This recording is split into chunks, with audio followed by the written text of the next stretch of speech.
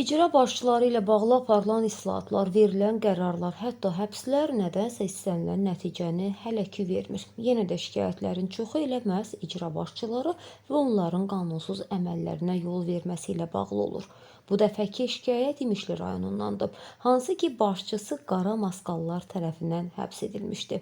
William Hacıyevdən sonra təyin olunan başçının dönəmində çətin bu rayondan şikayət ola fikrinə düşənlər yenə yanıldı. Keçmiş hərbiçi 2-ci qrup Əlil Şahbazov Seymur, başçı Elçin Rzayev və əməkdaşlarından narazıdır.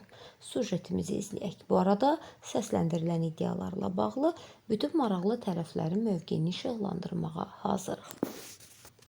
Azərbaycan Respublikasının Ali Baş Komandanı cənab İlham Əliyevə müraciət. İmişli rayon Qubərli kənd sakini Şahbazov Seymur Nurəddinoğlu.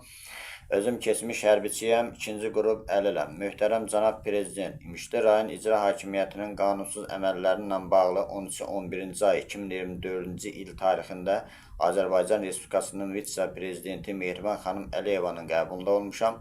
Rəsmi qaydada şikayət ərizəsi təqdim etmişəm. Heç bir tədbir görülməmişdir.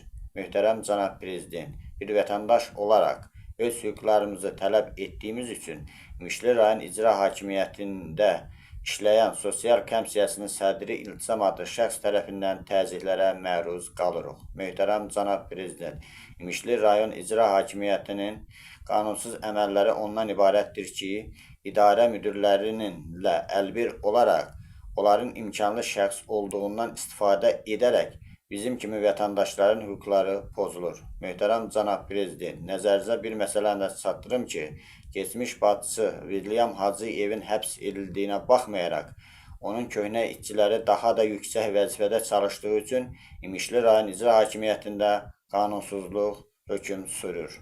Xahiş edirik bununla bağlı bizə köməklik edəsiniz. Möhtərəm cənab Prezident.